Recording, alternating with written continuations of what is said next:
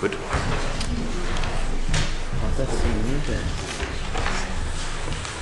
Thank you. 1, 2, 3, 4, 5. Well, thank you very much, ladies and gentlemen. We are at the appointed hour, and we do have a quorum. If councillors will take their positions. Councillor Lilla, you are councillor number 5. We do have the membership as listed. The others will be coming in shortly, but we do have a quorum, so we'll get underway. I have no apologies listed. Councillor McCarthy, welcome. I only have, at this point in time, one councillor who's on official leave. That's Councillor Lee. So we'll have that recorded. No other apologies have been sent through as of late this afternoon. Item 3, are there any conflicts of interest, councillors, to declare at this point in time? No, Mr Mayor. All right. 4, can I please have a motion to confirm the minutes of the previous plenary meeting? Move. Councillor Fontaine moves. Councillor Williams seconds. I'll put that to the vote. All those in favour? Yep, carried. Thank you very much, Councillor Kruger. Now, we are up to item 5, consideration of reports. We have 4 such items before us. Just to walk the residents who have come with us this evening, just in terms of the process. The usual process is to afford 5 minutes of speaking time to both the applicant's advocate and the objectors, with each item as they are presented. So if in that circumstance there are multiple speakers, and I note in terms of the running sheet that I have here before me that there are none, then each speaker will be given 5 minutes. So as I call you, you'll come to the front desk here, and you'll follow your cue in relation to the time clock, and they'll keep you on track to make your points within the 5 minutes that are allotted. Okay, so without further ado, we'll move to 5.1, which is 121 Clark Street. It's yours, Ms. Allen. Thank you. This application proposes the construction of 7 triple-storey dwellings. There is no restricted covenant which applies to the land, and the land is contained within the general residential zone Schedule 2 and is not proposed to be altered. The application was advertised and has received 6 objections. Those objections are summarised on pages 9 and 10 of the agenda, and the objections are based on around general themes of traffic and parking, neighbourhood character and visual impact, and amenity impacts.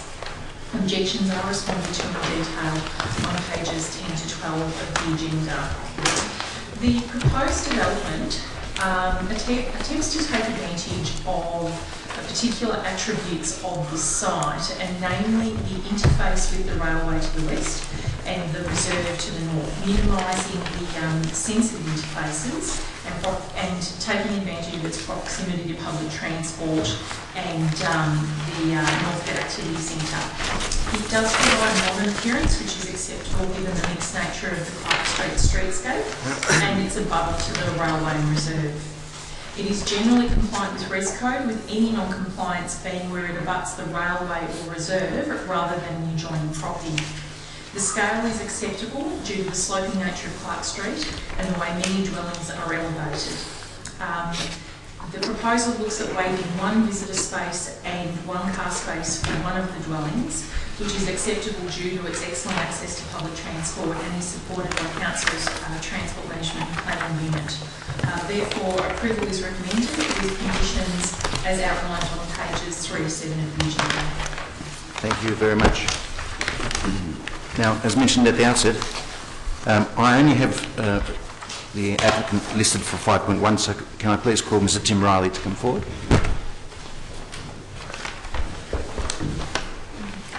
I noticed that you came in a little bit late, Mr. Riley. Just to let you know, you have 5 minutes of speaking time to make your position. If you follow the clock, that'll help you. Yep. It's actually 2 of us. Well, if you're speaking, we're dividing the time. It'll be okay. So there'll be 2.5 minutes each. Sure. Yep. Sorry, your name, sir? Yeah. Ordinarily, I should be, for the sake of consistency, not allow you to speak, and I won't, because I previously have had unlisted speakers who wanted to speak in opposition who have ruled that if they're not on the paper, they can't speak. So I'll allow Mr. Riley to do the speaking because of that, just to maintain consistency. So over to you, sir. Oh, okay. So, yep.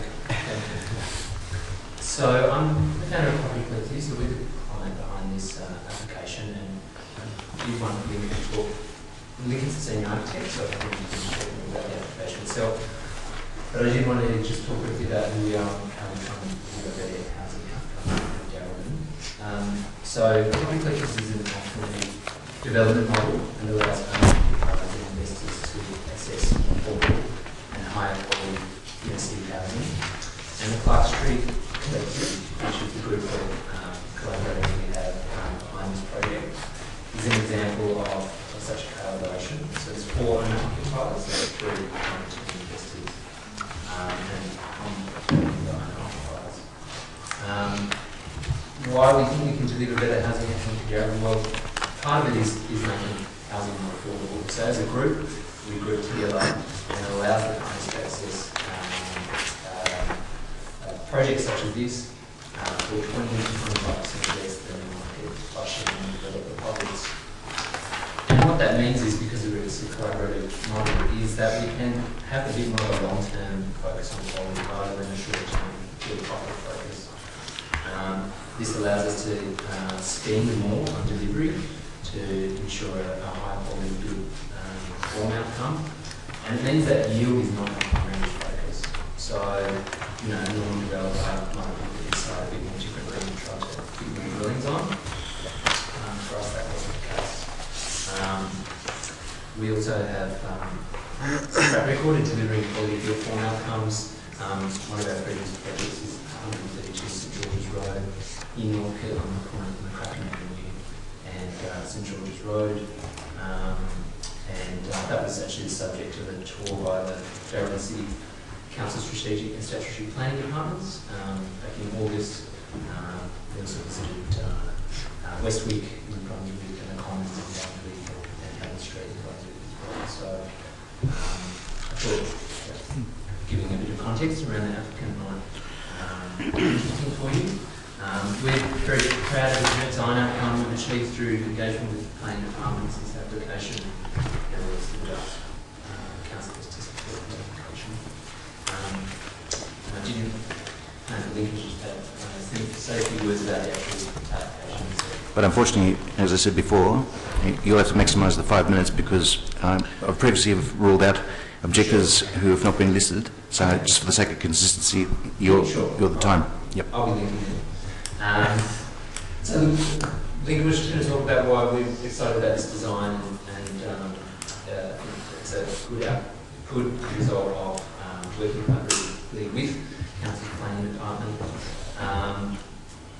We've tried to take advantage of the site's visual prominence in the design response. We've used a restrained palette of materials that we think is contextually appropriate and considers the weathering of the building, particularly in relation to the western elevation. The facade to the west is probably one of the biggest features of the site, and it features a functional external steel modular frame.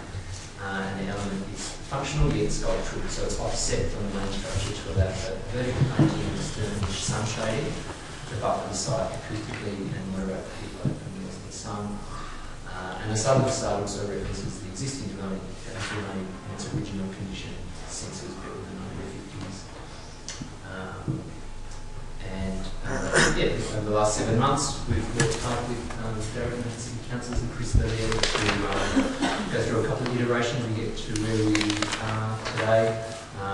We think it's a good outcome from our perspective and also from the council's perspective.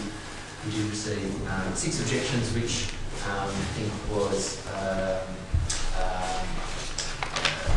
less than perhaps the Darwin Planning Department expected.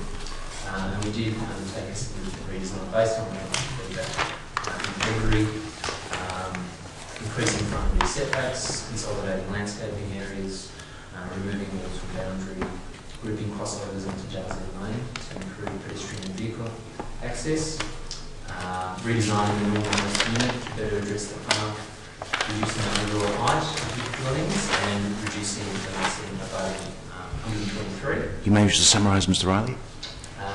So we feel the design that has been considered tonight sets a high benchmark for architectural multi-residential development in Northcote you to approve the application. Well, thank you very much to you both. If you can please resume your positions in the gallery.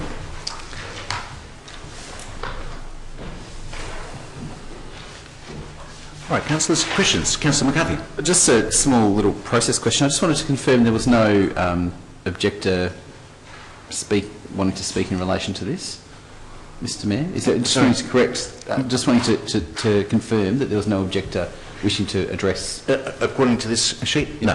Yep, thank you. I wanted to ask through you to the officers then where the objections have actually come from, because I was just trying to understand the nature of the objections that have been received. If we can get a list of the addresses.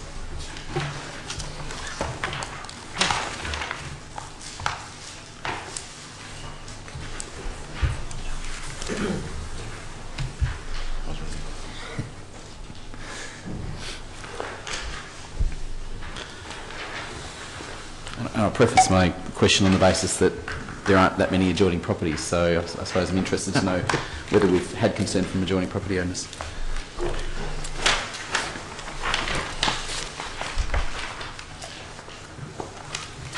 So the objectives are a mixture of being from Clark and James Street, and it does appear that the adjoining owners to the east have objected.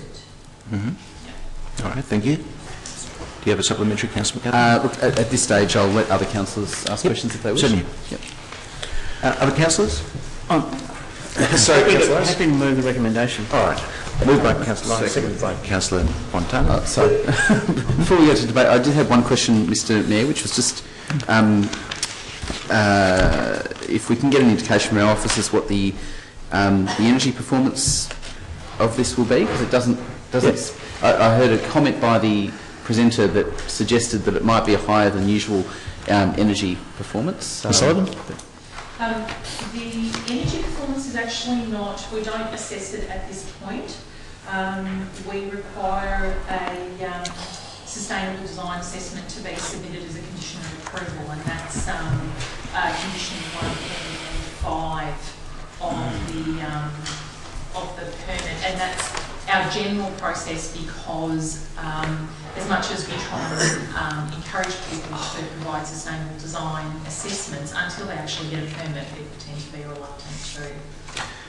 And the second question, if I may, is just in relation to the elements that the applicant made reference to regarding the collective nature of the development and what happens with these properties once they are, if they are constructed, once they're sold on to... Well, you might have to ask after that, because it's not germane to the critique that the debate's about. I heard the novelty, but you might have to pursue them afterwards. That's not central to the planning consideration before us. I saw Councillor Gregory. Yep. Through you, Mr. Mayor, I just wanted to get some clarity about the context of the site. And I noticed here on page 10 and on page 11 of the report, and there's mention here on page 10 that there are 3-storey buildings, but on page 11 of the report, again, when we're looking at the issue of buildings, there's no mention of there being 3-storey buildings. Okay. So could I just get some clarity about where this 3-storey building is? So sorry, could you please repeat those page references? Page 10 and 11. Page 10 and 11.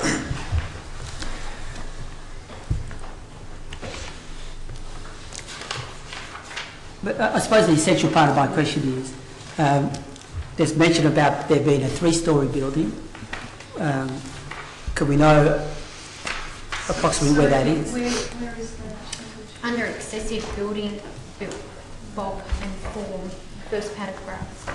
So if you look at page 10 on this the proposed development is 3 stories, and it's saying that the surrounding area is predominantly 2 stories, and there's lots of, because of the way Clark Street works, there's lots of what are kind of single-storey dwellings with undercrops that sort of give you that double-storey appearance. Mm-hmm.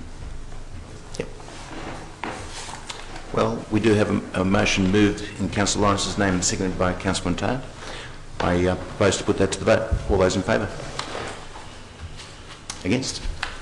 And Councillor Greco's vote against is noted. So what happens from here? The objectors have 21 days as of this evening's decision to lodge an appeal at VCAT if they wish to pursue the issue. But otherwise, Council is determined to issue a permit. So, thank you very much. Moving on to 5.2, 7 to 9 Sussex Street, Preston. Mr. Rudd, is that yours? Yeah, thank you, Mr. Mayor. This application seeks approval to develop 10 double-storey dwellings. This is inclusive of 8 two-bedroom dwellings and 2 three-bedroom dwellings. There's a single-car garage provided for each of the two-bedroom dwellings, and for the three-bedroom dwellings there's a single-car garage and a tandem car space. There is no visible parking provided for the development, so a waiver is sought. As set out in the report, all dwellings are provided with a ground floor private open space configuration. I think what's probably unique to point out, Mr. Mayor, is that this site is 2 lots, and each are large in their own right.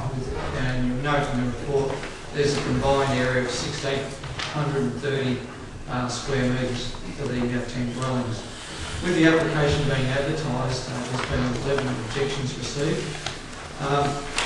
These are set out on pages 34 of the report, and there's a response to each of the responsive objections through to page 36. The application largely complies with all the standards in the planning scheme, the exceptions being the front setback, and I think that's well explained in the report, Mr. Mayor.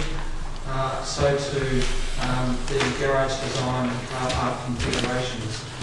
There's some minor changes which are addressed through the proposed conditions that address that area of non-compliance. With that, the board is recommended for approval. Conditions to address a range of matters that are detailed in the report. All right, thank you very much, Mr. Rudd. With respect to this application, councillors, we have 2 speakers, 1 applicant and 1 objector. So if I can please invite the advocate for the applicant, Mr. David Giovanni, to come forward. Yep, welcome. If you can hand it to Mr. Rudd or Ms. Sullivan, and they'll be able to hand it out. Over to you.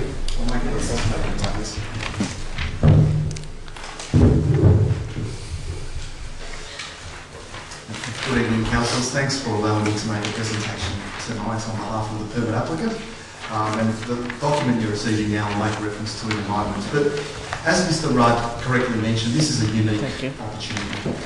It's unique because it's a dual allotment, and most proposals that come before you and council to decide on involve 1 allotment.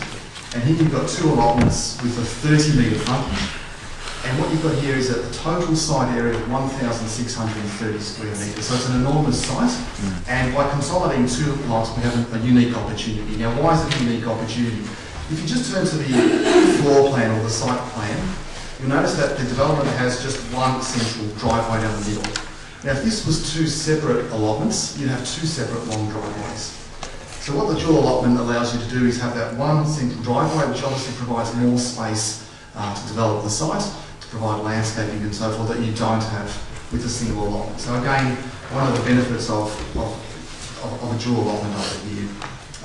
Just to put into perspective the site and the large size of this site, about a month ago I think we had a similar proposal presented to council for 5 units on a site at 22 Sussex Street, and that was refused by council, and there'll be a VCAT hearing for that one. But that was 5 units on a 667 square metre site. And if we halve this site and could compare 5 with 5, we've got, compared to 667, which was 22 Sussex, we've got 815 square metres for the same yield. So again, completely different proposition here. Why? Because we've got such a large site. From a policy point of view, this is a location where council policy supports increased densities. We're 100 metres from Victoria Road. We're next to a bus route. There's numerous examples of high density development in the area. Plenty of road trams nearby. We've got high street, Thornbury shops, there's schools, there's parks. It's in an area where your housing strategy says we should be putting more housing. Just again to put into perspective another example, diagonally opposite the site at 15 Sussex Street. There was a 4-unit site there. There's 4 units there now. That was actually refused by council back in 2011. It went to VCAT and VCAT granted a permit. So 4 units was acceptable in 2011. We've got even more support on a substantially, significant large site. So just to put it in perspective, development-wise, this is not a tight development. It's not squeezing a few on or trying to push boundaries. There's no reverse living units. They're all ground-level courtyards. Plenty of open space that satisfies the planning scheme. Apart from the front garages, there's no walls or boundaries. Our site coverage is 47% compared to allowed for 60%. Excellent livability for all ground-level courtyards and living areas that get excellent sunlight. From an amenity perspective, there's no overlooking, there's negligible overshadowing. First floor setbacks comfortably meet the requirements from the planning scheme, so very, very high level of support. Now, there's 2 areas that were in the officer report where we don't meet the technical requirement. I'd like to just talk about those briefly. Firstly, if you go to the site plan, the front setback, and the non-compliance stems from the property number 5, which is a 12 metre setback, but that 12 metre setback, as the officer correctly mentions, is an anomaly. It's a one-off in the street. It's not representative of setbacks. You'll also notice they have a carport that sticks forward with their dwelling. We haven't counted that, but even when we do include that, our setback is more than representative of setbacks in the area. So the officer has well justified that, and it's a reasonable response. The second area of non-compliance is the visitor parking. So what we're proposing is all the required resident parking is on site, and that leads me to the little handout I provided there. Now what that shows is on the left, you've got the current situation where essentially you can have one vehicle parked outside the curb, or if people park responsibly, I guess, you can have 2 cars on the curb. On the right-hand side is what we've got here. Essentially, it's the same scenario. You can comfortably park 1 car. If people are mindful of their neighbours and park efficiently, the same scenario, you get the 2 spaces or 4 in all. So effectively, there's no loss in parking. Crossovers have been cleverly positioned to acknowledge the opportunities for visitor parking, which is testament to a design which is well thought out and works closely with officers. Just to wrap up, councillors, there's been a lot of vigorous assessment gone into this. It's got the support, the proposal has the support of Council's town planner, Council's property management unit, the waste management unit, transport management and planning unit, capital works, public realm, parks unit, DSD. It's been through a rigorous assessments. You can be reassured it's a positive proposal that stacks up well, and we ask that you acknowledge that. Thank you. Thank you very much, Mr. De Giovanni. Can you please resume your position in the gallery? And now, if I can please invite Mr. Robert Miller in objection. And you two, Mr. Miller, have 5 minutes to make your presentation as well. Great. Thanks for your time with this objection. I live at number 5 Sussex Street, and I've watched an objection a number of rounds, also a number of other residents of Sussex Street. Notwithstanding what the applicant has just put there, I think in terms of the neighbourhood character of the area, I think, and this is I think the gist of other objectives I've spoken to, I think this is out of character with what's in Sussex Street already. And having said that, I know we're going to be I'm very supportive of medium density development. I think stuff to that apply. And I think one of the other objectives also is medium density development. So it's not an issue of whether there should be medium density development in this area. But as was pointed out in the submission, a 5-unit was knocked back. Now I accept that there's differences in space available here, but if you look overall at the assessment of this application, it's kind of bursting, it seems, because they're trying to shove 5 units onto a block. And I think the setback, despite what's been argued in the report and some of the qualifications and that sort of thing, is an example of how that is actually pushing the boundaries and pushing envelope in a range of areas. And I think, so I think one of the things is that it says that even though it's not setback far, it doesn't provide an unreasonable visual bulk. Or having 5 units in a wall along the side there, even with some space in between them, being right next to that, I think it does represent an unreasonable visual bulk and is out of character with the rest of the street. In fact, I think in the actual section on the neighbourhood character assessment, it actually states that having regard to these proposal fails in a number of fundamental areas, and then goes on to qualify those areas which have all spectrum issues attached to them. So I think it is out of character with the street. There's no other 5-unit developments in there. I think the setback where it actually does breach the conditions is an indication of how I think they've done a very good job of trying to cram 5 units onto one block, albeit a larger one. In terms of the other thing where things are literally overflowing, the original proposal for waste management was suggested, well, we would have had 20 bins stacked out in the front, which isn't a good look.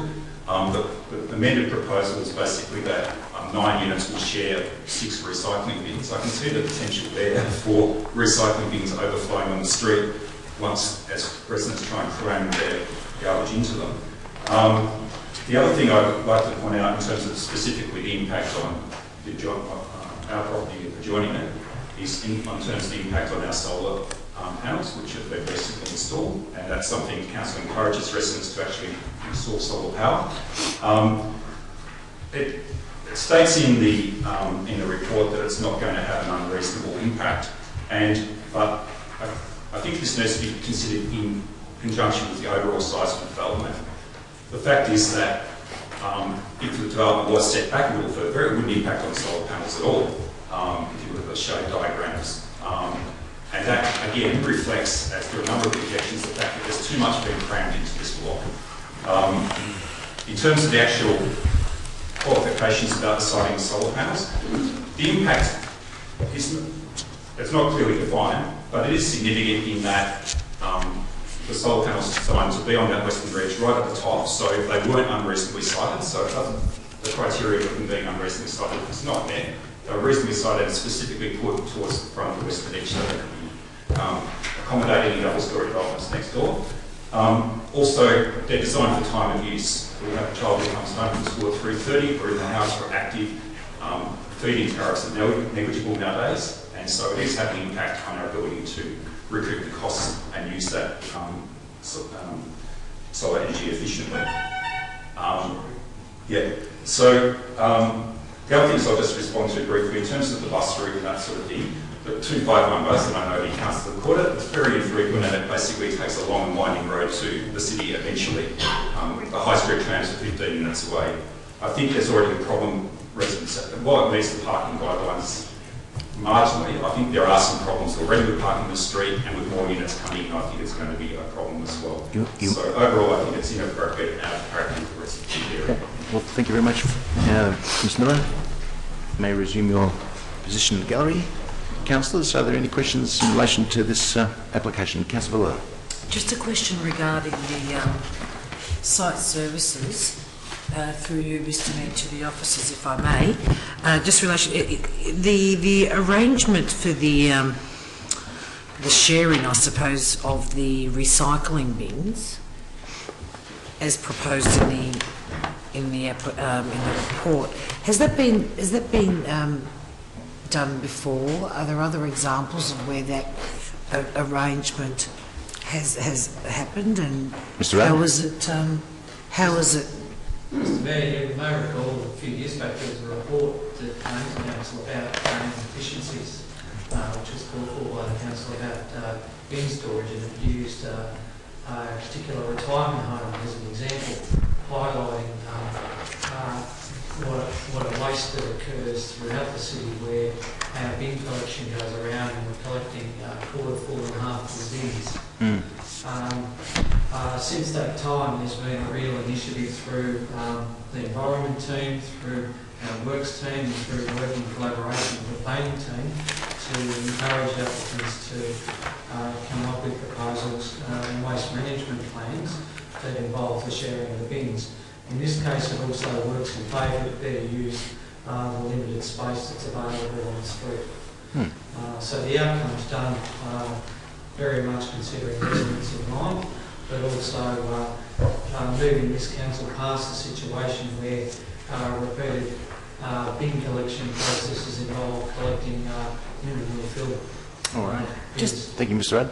Just a supplementary question. So I appreciate that, but the question was, has it actually been initiated in other applications, and has there been any? What's been the? How's it worked? Mr. Rudd? Is there any feedback on how it's worked? Mr Mayor, look, not my area. I know what's sort of been promoted. I can't give you examples. I'm assuming there are, because it is talked about, but I can't answer honestly and say these are the properties that have. It may well be, Councillor Villa, that you address that email to Ms Wynne, given that that's her portfolio. Councillor Gregor. Yeah, I've just got a couple of questions. Just leading off from the question that Councillor Villa asked, I just want to get a better understanding about this bin situation and in relation to the sharing of the bins, whether that's... Again, Councillor Gregor, because it's already been addressed, you'll have to... Oh, that's a different question. No, I'm making an interpretation from the Chair. There's a provision that we need to be mindful of. Councillor Gregor, please wait until I've made my explanation. In the local governance law, it talks about where councillors have made previous points on the same issue, that I'm perfectly within my rights to say, please find a different point. Again, if it's about the working, how it works and so forth, change behaviour and whatnot, it's not germane to this application. You can address it through the director to find out anecdotal evidence or any reportage to that effect, but this is about critiquing the merits of the proposal, not about essentially what are ancillary aspects to it. So, Mr Mayor, I appreciate your response, but I suppose my question was whether it's actually the sharing could be an enforceable condition as part of the conditions of this application. That was my question. Certainly presented to the committee on that basis, and it's certainly the intention of condition 10. I believe it reads as an enforceable condition, and certainly council operates the service. So we've got that additional element of control as well. So condition 10, Councillor Gregor, seems to encapsulate the point you've made.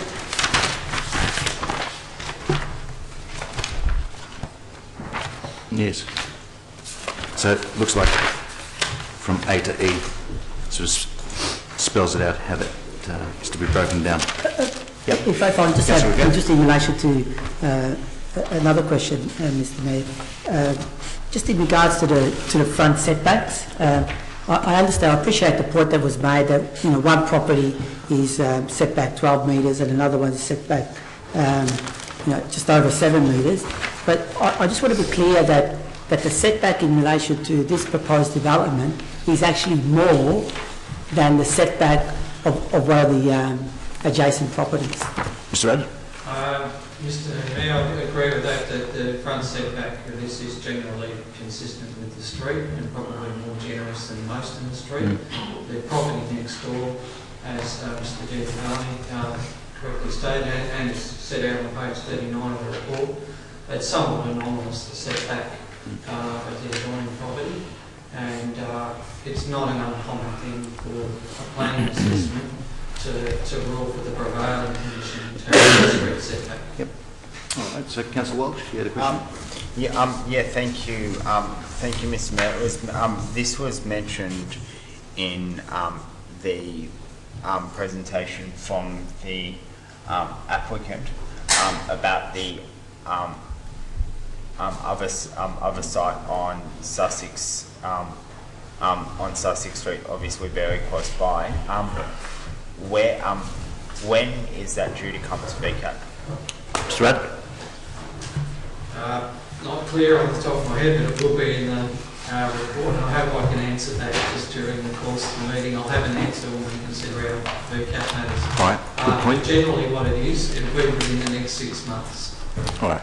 So, I'll go to Councillor McCarthy for me. All right, Councillor McCarthy. Two parts to the question. The first one, I just require clarification regarding the location of the solar panels of the neighbouring property. If we can just get some clarification. What I heard was that they're at the top of the roof line, or near the top of the front western point, which was to maximise solar capacity. So if we can just get clarification as to whether that's the case through yourself to the officers. Yeah, Mr Rudd? I can't see it from the aerial. Yeah, Mr Mayor, they're not shown on the plans that are before you. It's one of the things that was omitted from the plans, but they're certainly there. I just highlight there's a black spot I've put on there. They're certainly on the nearest roof pitch, adjoining.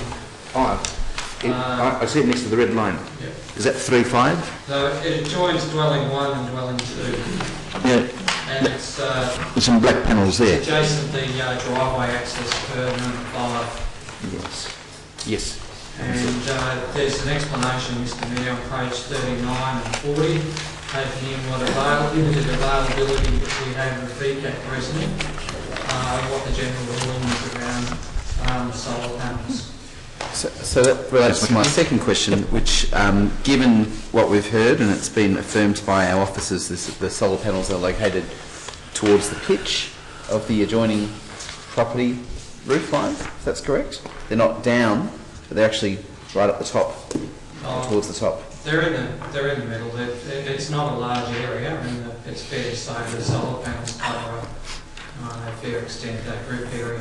Okay. It's a hip section. Okay. So the question that I have in relation to this, because I'm just concerned about this reference to 2 hours of denial of service, is whether officers have given consideration to the inclusion of a clause, which I know has been considered in other permits elsewhere, which is requiring if this is to succeed, requiring the applicant to fund the costs of relocating the panels if the neighbouring property wishes to see that occur to a location to maximise their solar output, because it's actually the neighbour is bearing the impact of the development and would bear the cost if they were to try to move their panels higher up the roof line to maximise their use. Mr Mayor, I'm not aware of any of those requirements, whether they're private treaties or conditions that we've actually provided. We haven't at this council, but it has been had, canvassed at other councils. I don't think we can force it, but I do recall we did have one application, which was in Resville, where we gave an opportunity where those sort of considerations might be considered for the purposes of coming back, and I think we deferred that item in that instance. But I'm not sure whether we can, in fact, impose it as a condition. I would just... But let's just clarification on that point first, and then we can progress to the other. Mr Rudd? Mr Mayor, I would be... I think that's something that really should be a private agreement, and I'm reluctant to say that we could confidently recommend that as a proposal. And the planning scheme is virtually silent on what we do with solar panels. There's limited guidance, and this council and a number of councils are repeatedly asking for better guidance so that we can make more fair and reasonable decisions on it. All we have, and the best we can go to, and the best advice available, is the VCAT Red Dot decision it's referred to, where council really placed through a number of parameters to look at what's reasonable. Yes. All right. I would just ask the supplementary then in relation to that, which is if I was to propose a deferral to allow the applicant and the objector to look at such an agreement, which could then be incorporated in a planning permit, what time frame are we within in relation to this application? Mr Mayor, we're at our 60 days, so virtually it's impossible with the timelines now to get a planning application reported to the committee, because we're often writing the reports a month in advance of these meetings. Sorry, I should clarify. If council was to defer to the next planning committee to allow the applicant and the developer to just consider such an arrangement. I've just heard the answer from the office. Yep. 60 days. That's irrelevant. The question is clear. If council was to defer this by a fortnight, or planning committee to defer this by a fortnight to allow consideration by both parties in relation to that question, we're at 60 days now. Are we past the statutory limit, just to clarify that? Yes, Mr Mayor, and we're now in an arena where costs can be awarded against council. Yes, all right.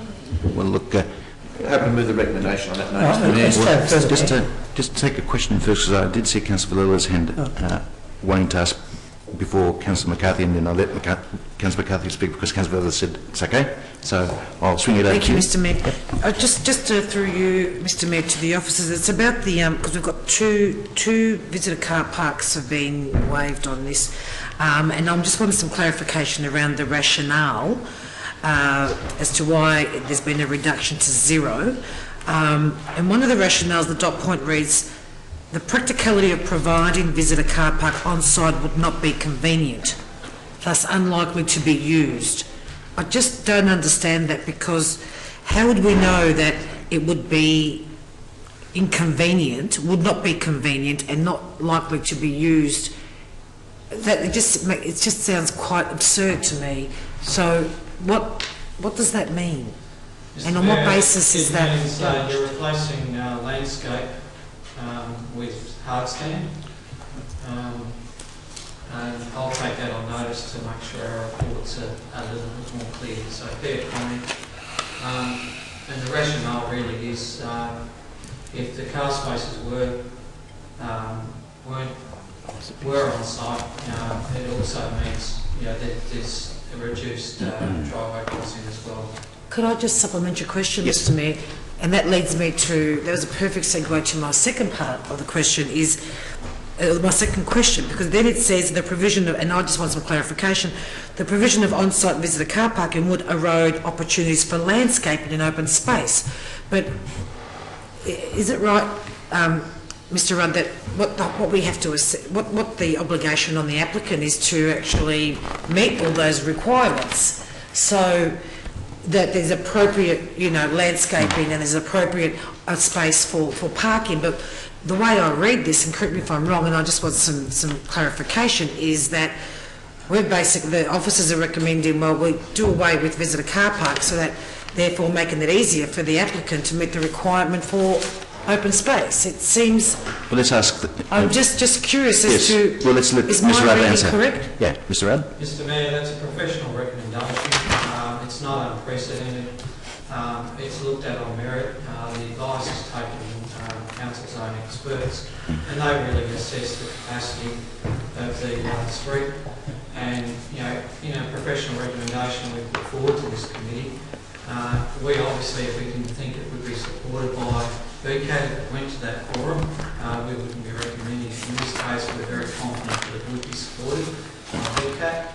And if council was to refuse the application, for example, based on visitor parking, I'm virtually 100% certain council would lose on that matter. All right.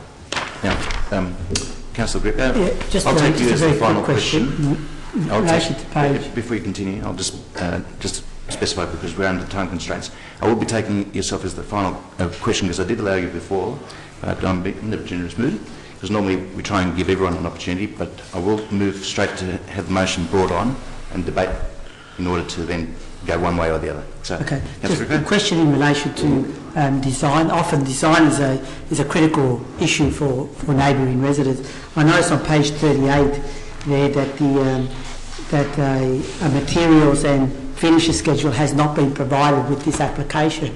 And given that we're looking at 10 units, and I understand that there's a condition there, and what condition actually are we referring to in this Mr. Rudd? application? Mr. Mayor, in all cases, virtually every application that's issued by this council, and for that matter, all councils in Victoria, it's a standard condition to require provision of materials and colours. Yes. And that's usually done once the project is about to commence construction. Council goes through a process of considering final endorsed plans, and that's usually the time when that information is available, because you're dealing with a known. The intention of the planning permit stage is to be a very preliminary process.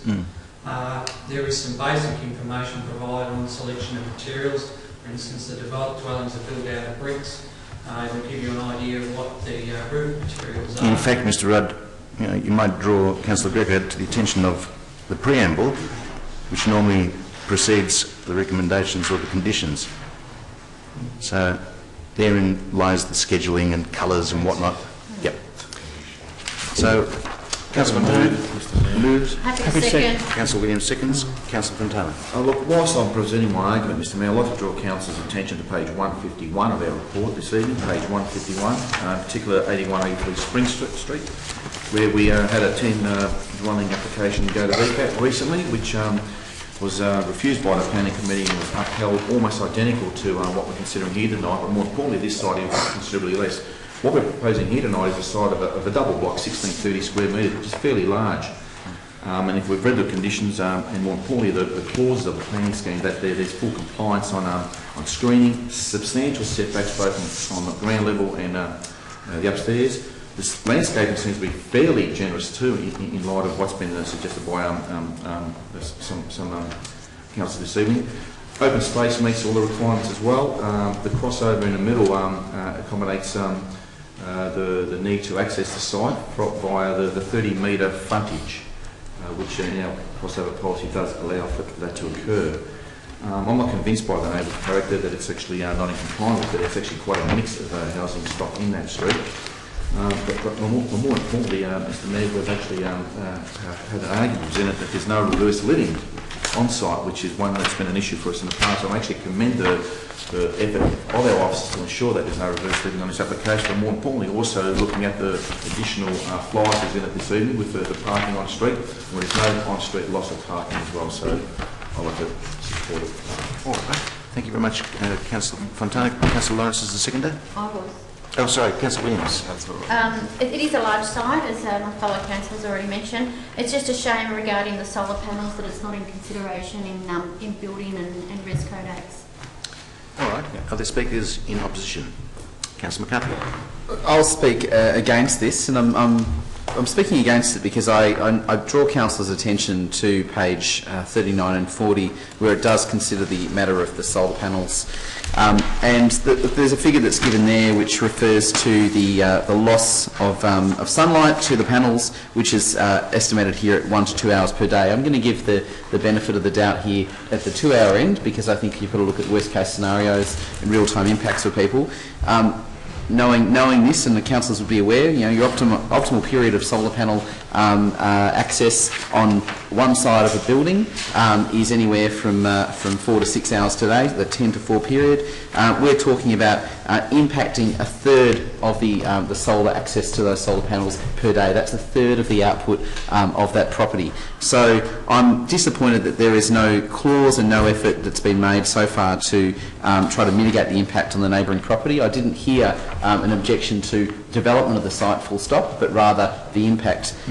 So I would foreshadow an intent to defer this to allow both parties to actually consider what arrangements they can come to. Well, it has been dealt with, and I will just make the point, it has been dealt with at other municipalities where objectors and applicants have been able to come to arrangements to mitigate the impact, to relocate those panels at the applicant's expense, because they are the ones causing the impact on the adjoining property. And I would make the point that it's I think from last count, about 6 to 8 months VCAT wait for a development of this scale. So I don't think anyone's in the interest of going to VCAT on this, but I would foreshadow a deferral on that basis to allow such consideration to be given.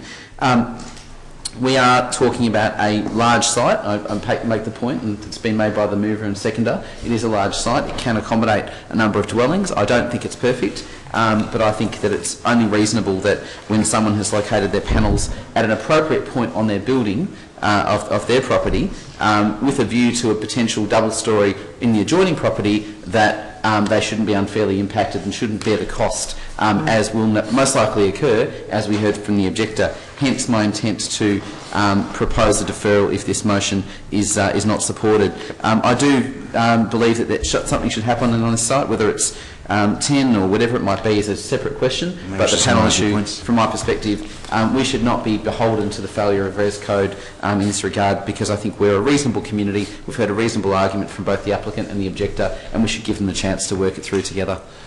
All right. Thank you, Councillor McCarthy. Councillor Villa. Thank you, Mr Mayor. I'm speaking against it. I think I don't want to reiterate what Councillor McCarthy said, but I think that's a critical point regarding the solar panels, and a very strong basis in which to reject it.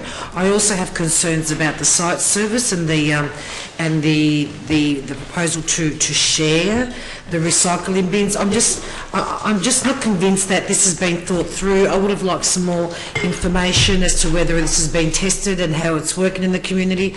A bit more detail, because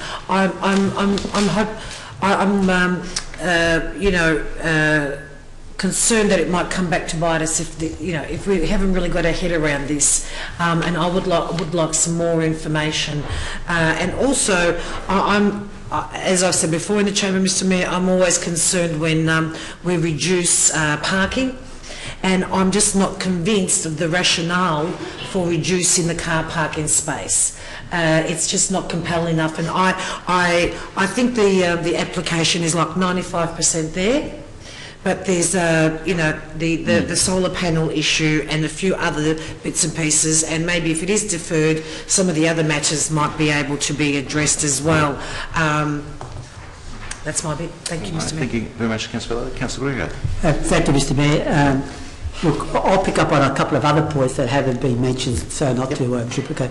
Look, I've looked at this fairly carefully, and I believe that it is an overdevelopment for this particular site, even though, notwithstanding that it is a big site. We heard before that there were 4 units diagonally across the road that were supported, but that was on just one of the sites. Here we're looking at 10 units on 2 sites. So I do believe that it's an overdevelopment. The other thing too, which links with the issue of being an overdevelopment, is about the front setbacks that I raised at the outset. Notwithstanding that one side the setback is 12 metres, and on the other side it's 7.7 metres. Here, this particular development is actually the setbacks are even not respecting the lesser setback of one of the neighbours. So I think that's problematic, and I think that goes back to because it is an overdevelopment. Again, I agree with Councillor Villela about the parking and also about the bins, and also in relation to the energy efficiency. And the last point that I would make, that because it is a big development, I would have expected a few more details, notwithstanding what Mr. Rudd said about the design aspects, but I would have liked to have seen more details in relation to the materials and design aspects of this, in order to see how well then it can actually meet that test of neighbourhood character. Because sometimes a design aspects can actually, when they're borderline case, can actually tip the development over to be acceptable. And the final point that I would make is, again, with this application there are many details that are not there, and I don't want to go through them now, but I would have expected a much more complete application. Thank you, Mr. Mayor. Thank you, Councillor Greco. Close the debate. Yes. Okay. Just briefly, I won't take up too much time. Look, some comments been mentioned which are actually correct. Councillor Greco does say that the front setbacks don't comply. In actual fact, they do, in relation to meeting garden features setbacks and complying with the open space as well. Their setback actually quite substantial compared to other dwellings in the street. Neighbourhood character, as I mentioned before, there's a range of different diverse housing stock in the street. Single-storey dwellings, double-storey dwellings, new age and post-war as well. The other issue is costs awarded against us. That's something we need to consider as well, as the application will exceed 60 days. And in relation to the schedule of finish as well, as we've seen the conditions with the application suggested by the officers, they're fairly detailed, they're fairly complicated, and that's what we come to expect with applications when we're considering these proposals. All right, thank you, Councillor Fontana. Propose to put that to the vote. All those in favour? Against? I declare it carried. I'd call a division in relation to this. So those in favour, please stand. My name is Councillor Fontana, Councillor Williams, Councillor Lawrence, Councillor Walsh and myself. Those in opposition, please stand. Councillor McCarthy, Councillor Greco, Councillor Villela. Thank you very much. Where does it take us from here? The application can be challenged 21 days as of this evening's decision at VCAT. But as mentioned with the previous one, Council is determined to support this recommendation. All right, thank you very much, councillors. Now we're up to 5.3, 943 Plenty Road, Kingsbury. Mr. Rudd. Thank you, Mr. Mayor. This application is actually the first application arrived at this committee since the adoption of Amendment C 137. It proposes a 4-storey mixed-use development, including 9 dwellings and a shop of 81 square metres. The 9 dwellings are made up of 7 2-bedroom dwellings, and the remaining 2 are each a single bedroom. There are 9 car spaces in 2, not 12, as shown in the plans that have been circulated. 8 of these are within the stacked configuration. The remaining car space is a disabled car parking space. As set out in the report, this land is located within the area that Darabin Housing Street identified as substantial change. As I mentioned earlier, the application is affected by Amendment C137, which in this area from the outset was exhibited at 4 stories, was supported by the panel at 4 stories, was adopted by council at 4 stories. The rear setback has also been the same throughout. The application has been advertised, there's been 8 objections received. The grounds of objections and the officer's response to each of these concerns is detailed for you on pages 55 to 58. Mr Mayor, given the strategic directions through Amendment C137, the Darabin Housing Strategy, and what has been adopted by Council in Amendment C138 and the MSS, this strategic statement, and the general compliance plans, and the application is recommended to be supported, subject to the conditions outlined in the report. All right, thank you very much, Mr. Rudd. Now, can I please invite Ms. Lisa Stubbs, advocate for the applicant, to come forward? Welcome. You can follow the monitor. That'll help you to keep in time. Yep. So, Lisa Stubbs, I'm an associate contour and we're representing the permit applicant in the proposal. The construction of 4-storey buildings, ground level shop centres with 81 square metres, 9 dwellings, as Mr. Rudd said, 9 bicycle spaces and 9 car parking spaces. A 4-storey building, the height is 15.05 metres. The applicant, who's not here tonight, asked me to express appreciation for John Linder, who distribute the report and the way in which he was able to deal with this application. We've reviewed the recommendation tonight and we support the proposed permit conditions that John's made in his report.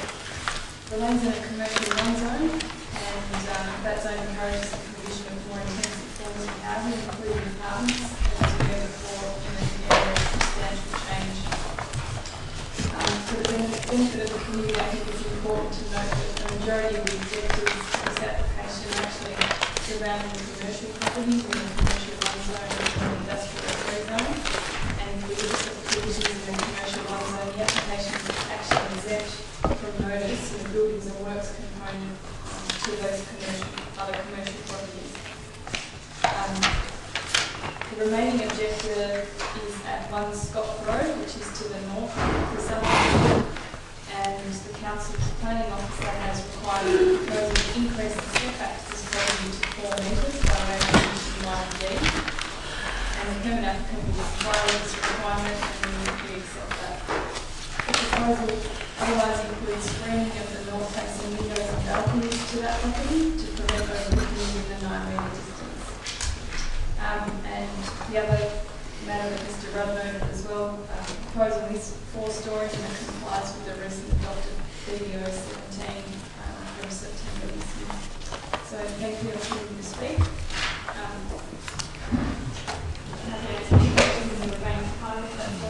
It doesn't work that way, but yes, but we'll appreciate it. So please resume your position in the gallery. So I have one speaker in objection. So if I can please invite Mr. Frank Diminato. Yep.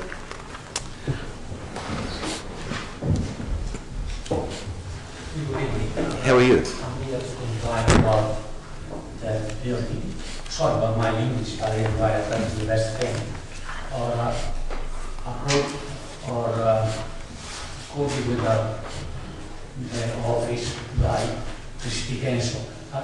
These people they had a permit a long time ago, to 2011, for downstairs building. I don't know, anyway, never been informed by the city council, I just died. Anyway, now, the point is this, the law is being taken over by this company. So if the building comes 4-6 meters, all the other shops, including mine, they lost all the view, everything went out. Just in order enough parking to die. And then this company will move forward another 6 meters to the cars, It's not a chance to talk the other people who see it. You know, people when they drive now, they see a shopping there, they can see all the people story building, nothing else. See, this my obsession is this. Plus, the person beyond the shop, the owner is renting there, he said, if this building is going up for storage, he said, they come forward. He said, I refuse the contract. He said, that is my superannuation, it's not only that thing. It's not, it doesn't look nice. If you ever look on the plane in there, they look like, you know, a building come out, all the other thing, the other shop with the set in, and what they do with the other people. Nothing, that's my guess or objection, anyway, whatever you call it, means. See, I tell you what, I've been already by the tenants, they said, if the building go up that wide, they said, I refuse to rent. I refuse to shop. Even the florist there, I don't want to do this, said exactly the same. One paragraph of the deal, small businessman will leave it with that thing. For what? Because this end plus this council never told me, he never been asked what they sell city council or big road. They sell their buildings. That's my opinion, is supposed to do a parking area 45 and they give a better or anything to the other little shop. Anyway, that's what I'm here to say. All right, thank you very much, Mr. Di Milano. If you may resume your position in the gallery. Oh, thank you very much. Thank you.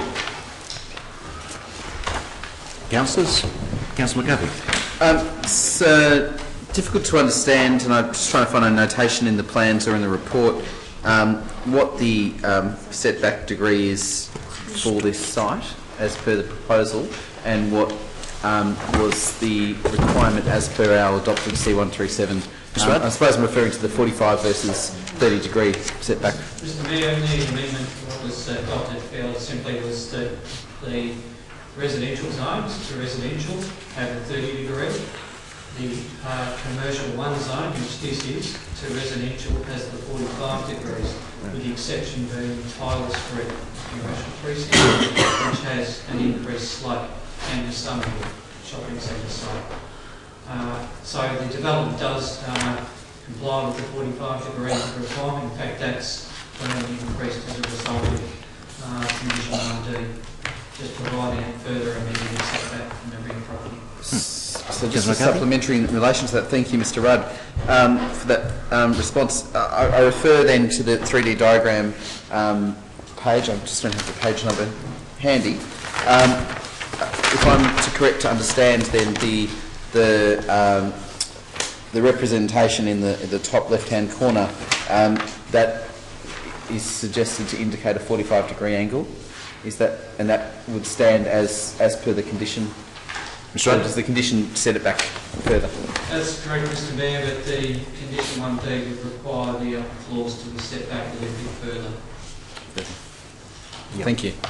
All right. Other councillors? If not, we do have a recommendation before us. I have one question. Sorry. Question? Yes, please. Just through you, Mr Chair, through to the officers. This is sort of one of the first buildings down this section of the road in terms of development. And one of the things that we grapple with here is to see what the actual final finish will look like. And, you know, the front aspect of this will obviously set the tone for this section of 4 stories along Kingsbury. It's sort of hard to get a reading from the buildings about the colour and the treatments there. And I suppose we've had some unpleasant experiences in High Street Junction where the treatment of the actual buildings and the kind of dullness and lack of articulation and lack of variety creates quite an ugly building. And then other buildings, of course, down in Northcote and Thornbury have actually got finishes that are quite interesting in juxtapositions of structures and things. What's your question, Councillor Ayres? Well, I'm just trying to get the officer's opinion on the actual design standard of the front treatment and the articulations in terms of surfaces and colours. All right, we'll let Mr Rudd respond. Yep.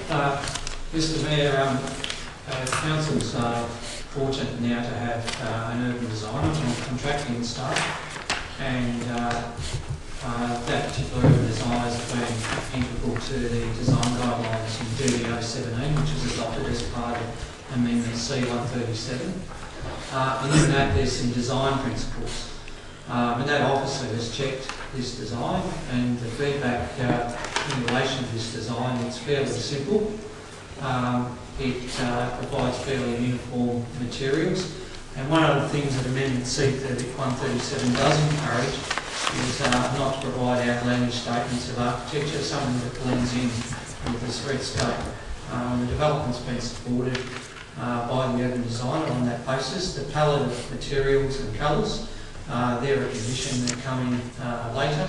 Yep. But again, the DDA requires those to be tempered in a view that is contributory to the streetscape. Again, the urban designer will look at that final material and final design selection to do a final check to ensure that we meet the principles that this council has adopted in C137 in terms of design outcome and architectural quality. So the idea is to prevent something that's reasonably simple, not too outlandish or complicated, so that we end up with a blend of complementary buildings rather than unique statements of architecture on every site. Mind you, thank you very much, Mr Rudd. We should be mindful that C137 at present doesn't exist. It hasn't been formalised by the Minister, so in essence it presents a bit of a quandary. Though we're moving in that direction, we should be mindful that VCAT, were this decision to go the other way, will be treating under the existing arrangements. Councillor Williams. From memory, I thought that when we were looking at our new guidelines, that we were looking at keeping a facade when it came to sites like this, Oak Hill area, and to have it that we have that al fresco look, so in the future that they could have some chairs and tables at the front.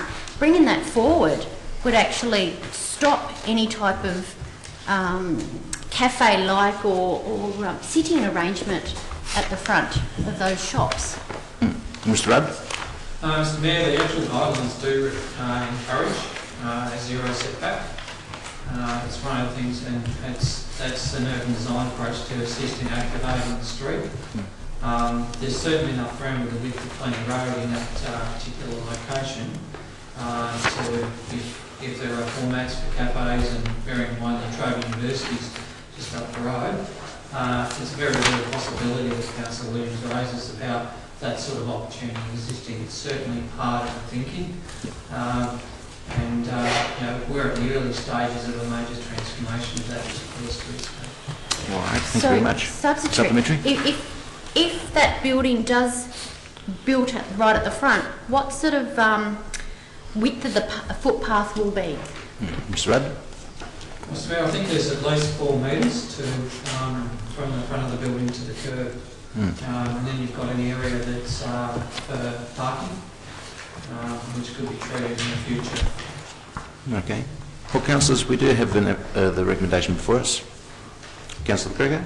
Mr Mayor, I just want to draw attention to one possible error that there is in the report. On page 48 of the report, under the summary, in the third dot point, it says that the proposal complies with the version of the planning scheme 137 adopted at its meeting on Monday the 7th of September. And this goes back to the point that Councillor McCarthy raised. But if you look at the slope at the back, it's a 45-degree slope. On the 7th of September, we voted for a 30-degree slope. So I just want to just point that out as a possible inconsistency there. But I suppose the question I really want to ask is just in relation to parking, just to get an understanding how this works in regards to parking.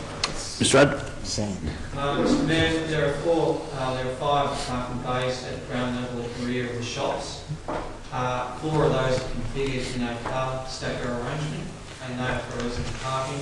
There's a disabled car parking bay that which is most convenient to the door access to the shop and the building. All right.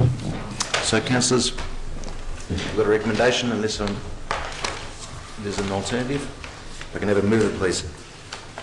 Moved by Councillor Walsh. Seconder? Seconded by Councillor Fontana. Councillor Walsh. Look, I'm not going to. So I'm not going to say. I'm not going to say too much, but you know, obviously we've you know, supported this at council, and it's been supported by the panel. Although it's not live yet, we should to some extent, you know, back our decisions up. I think it's also, you know, strategic in terms of the Latrobe employment cluster, and look, I understand the concerns of the objectors. They did raise some valid concerns, but on this occasion, I will be supporting the application. Thank you, Councillor Walsh. Councillor Fontana, second. Speakers against? Can I just before we one question I just want to get clarity on.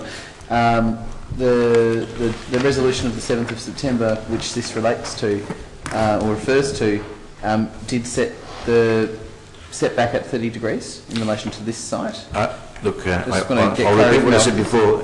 We're sort of splitting hairs. It does not exist at this point of time, because the reason why, the 7th actually refers to when we adopted it, but it's not enforceable until the Minister signs off. But it makes reference to it though in the... Yes, so it's a funny one because it expresses our intent, but we've previously had the circumstance with previous VCAT challenges where we've been knocked back that the intent is not good enough. It has to be enforced.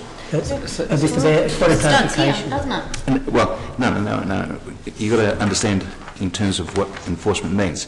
It's about the Minister signing off to again give us legal effect to run the rule according to those kind of schedules. At this point in time, we don't have that power. And were we to insist on that because we have intended to move in that direction, I can assure you, if we were to be challenged on the assumption that the recommendation got rejected, it would be very interesting that we're splitting the hairs where VCAT would tell us quite clearly we're dealing with this under the existing treatments, not on what you have intended to. Because at this point in time, they're sitting in the department or sitting with the Minister. We haven't heard. That's what they would run. That's the logic behind what I'm saying. Councillor Ballard? Yeah, Mr Mayor, I appreciate that, but I think the point we're trying to make is that that's true. However, we need to be correct and consistent in our own documentation. So if we refer to a particular meeting and a decision, we have to ensure that in our own documentation it's consistent. So therefore, it should be corrected and noted that it was 30 degrees rather than what's in the plan. I think that's the issue. No. And valid point. That's the issue. Valid point. All right. So, I propose to put that to the vote. All those in favour? Against? All right. It's lost. So, the division? Yep. All right. Those in favour? I name Councillor Walsh, Councillor Fontana and myself. Those against? I name Councillor Lawrence, Councillor Greco, Councillor Bilola, Councillor Williams and Councillor McCarthy. So, from here, 61 days is at the discretion of the applicant. Alternative. Oh, sorry. Yes. Pull that. An alternative recommendation then needs to be put. That refusal for the application. Yes. On the grounds of inconsistent to what we've been working towards regarding setbacks, overlooking, and You might find that it's easier for the purposes of getting that resolution. we'll get it together. Where you get writing. Right. Because if it gets carried, there'll be our official take on any VCAT challenge, so you might as well write it down.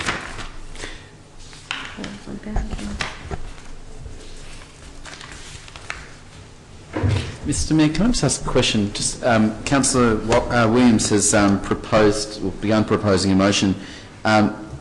If that motion fails, Council would then need to consider another. So if that's a motion of refusal, which we don't have a motion of refusal at this stage, we've got a non-decision at the moment. I'm working on the assumption that the alternative recommendation will be carried, and if that is the case, and the vote doesn't alter, then we'll need something pretty good to work with, I would have thought, in terms of our position being supported at VCAT. I was just going to foreshadow an alternative motion, which was to defer the consideration of this to the next meeting. And I'm wondering whether that's available to us as a motion in the scope of alternatives to the substantive resolution not being passed. I'm not sure because we're a bit late in the piece, but I'll get some direction. Mr. Dev? It's up to the seconder to accept that, or alternative motions need to be put. But if this fails, so the problem is we've already gone past that point. So we've already had a vote, and that was lost. So that's why we're in this phase now. Unless, just taking your point, Councillor McCarthy, what I could advise is, if Councillor Williams were to just bear with me for a moment, what Councillor McCarthy is saying, Councillor Fontana, please, let me just explain something to Councillor Williams. If Councillor McCarthy wants to propose a deferral, for us to give this a little bit further thought, now's the time to do it before your alternative recommendation is put to the vote. But I need to hear Councillor McCarthy's reasons for the deferral, and if that's something that is acceptable, then we'll get a second and put that to the vote. Councillor McCarthy. I'd propose a deferral to a future meeting. I don't believe that council is or planning committee is in a reasonable position to be forming a view of refusal in relation to this, because I think there are questions that are outstanding. I certainly would, and I didn't speak against the motion, but I wasn't voting against it, refusing it outright, but I think that there are merits to the proposal. I think there is a lack of clarity in relation to the actual status of C137, and I take your point, Mr Mayor, and so therefore I would propose that a more reasonable course of action for Planning Committee to consider at this stage will be to defer consideration of this matter until the next Planning Committee meeting.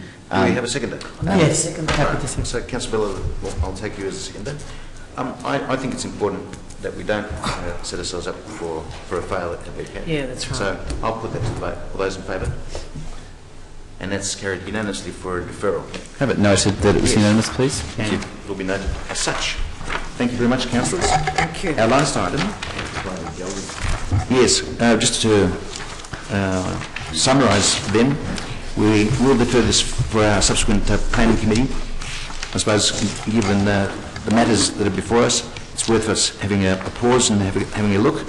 So we'll be back here, I would suspect, in the next 2 weeks or so, 3 weeks, perhaps 4 weeks actually, the next cycle, just thinking out loud. So thank you very much, councillors, ladies and gentlemen, who came for that item. Our last item for consideration is 5.4, 17 Rosenthal Crescent Reservoir. Ms Sullivan? Thank you. This application is for the use and development of the land as a childcare centre. The centre is proposed to cater for 116 children with 22 staff, and 26 car parking spaces are proposed. The site is located within the general residential zone Schedule 1.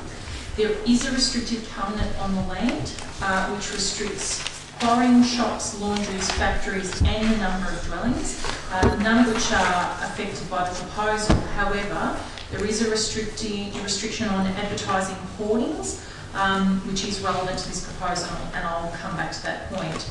The application was advertised, 32 objections were received against the application. Objections are summarised on page 85 of the agenda, and they are on themes around traffic and parking, impacts on neighbourhood character, amenity impacts, and that the use is not appropriate for a residential area. Objections are responded to in detail on pages 85 through 87 of the agenda. Pardon me. The proposed use is considered to be too intense for the area in which it is proposed. So in particular, Rosenthal Crescent is very much a residential hinterland. And the unusual shape and location of the site means that its principal interfaces are with people's backyards, and quite a number of them. The arrangement of the proposed building on site leaves little space for landscaping to buffer the proposed building, and cites car parking at the front of the site, which is not appropriate in the streetscape. As I mentioned earlier, the proposed sign contravenes the covenant on site, and therefore the application cannot be approved, and refusal is recommended based on grounds outlined on page 83 of the agenda. All right. Thank you very much, Ms Sullivan. And I have only the one speaker in relation to this item, and it's an objection. Can I please invite Mr Edward Louis to come forward? Now, Mr Louis, you have 5 minutes to make your presentation before us. Sure. Thank you, Mr Mayor and members of the Council. I'm representing a few residents around the proposed building site, and also the committee of deliberate present in the garden. So one of the major issues obviously is traffic congestion. The proposed building site, if you look at the map, is located directly at the intersection of a already narrow street. So with the proposed childcare center being built, the traffic in that area will be very busy, especially during hours of dropping off and picking up. And even with the proposed parking on site in front of the building, that will not stop the traffic congestion, as cars need to go in and out of parking from left, right, and from the intersection on Lutshaw Street. And the second point I would like to make is in regards to the safety and well-being of the children, which will be attending the proposed childcare center. If you look at the building plan, the car park is built directly in front of the building, and there's basically only one walking path from the street to the childcare center, which is directly through the car park. And during, again, peak hours, there will be cars coming in and out, and people walking in and out using the same entrance, which is very unsafe. And that's all I would like to say. All right. Thank you very much, Mr Louis. You may resume your position. Now, Councillor Villa. Oh, no, I was going to say I'm happy to move if there are other questions. I'm happy for to do that, but I've just got a question to the officers. It's a strange kind of question, I know, but anyway, on page 82, there's reference to there's the quote, no hoardings for the advertisement purposes on this site, no quarrying operations and the removal of stone, earth, clay, gravel or sand from the site except from the foundations for more than one dwelling house to be erected on this site, and the cost of the construction is to be no less than £400. Why are we, what was, the thing that stuck It's out part to of me? a historical covenant. I can answer it to you. It's the covenant. The covenant, that's it just is the way attached to it the was title, done but years not ago. part of the title. Okay, right, So okay. some of us been doing it for hundreds of I'll times. take you as the seconder of Councillor Villa's motion then. So I'll put that to the vote. All those in favour?